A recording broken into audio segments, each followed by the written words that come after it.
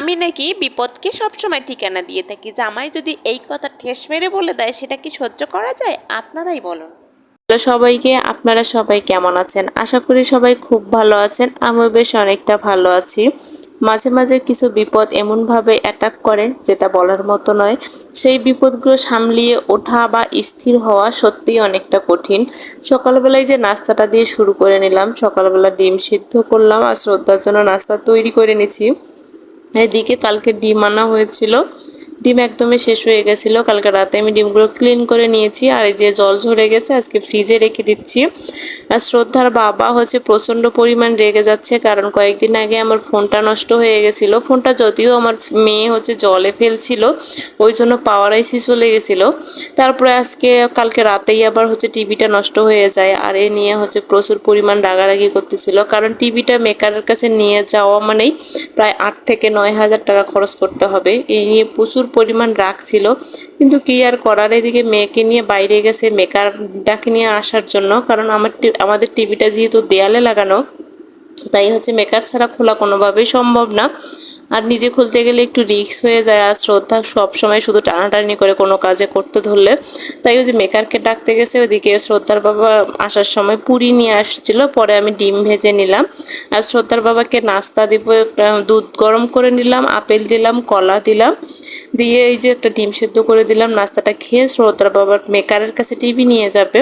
Phone দিয়ে তো প্রচুর পরিমাণ গরম, তার কারণ হচ্ছে প্রায় টিভিটা ঠিক করার জন্য 9,500 টাকা চেয়েছিল, যেটা এই সময়ের মধ্যে মানে খরচ করা একদমই হচ্ছে বেশি পরিমাণ বিরক্ত হচ্ছিল। কিন্তু কি আর করার, টিভি ছাড়া তো মেয়ে একদমই চলতে পারবে না। তাই বলে যে সবসময় বিপদ কি আমারই কাছে আসে, আমাকেই পছন্দ করে। বিপদ কি আমি নাকি বিপদকে সবসময় ঠিকানা দিয়ে রাখি। কিন্তু কি আর করার, বাড়িতে যেহেতু রাগ ঝাড়ার মতো বা কোনো কথা বলার মতো আমি একটা মানুষই আছি, তাই আমার উপরেই সব কিছু চলে আসে।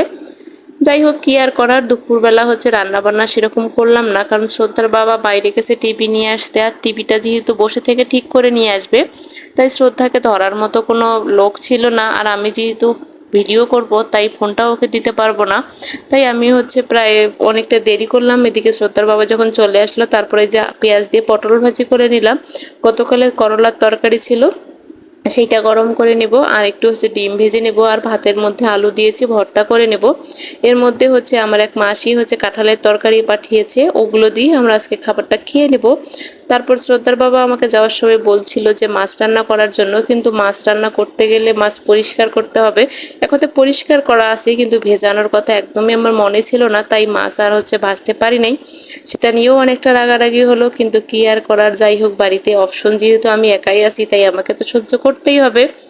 আসলে অনেকটা খারাপ লাগে, সংসারের কিছু জিনিস টুকিটাকি নষ্ট হলে অনেক খারাপ লাগে, কারণ এই জিনিসগুলো নষ্ট হলে অনেকটাই ব্যয়বহুল আর অনেক টাকা খরচ করতে হয়।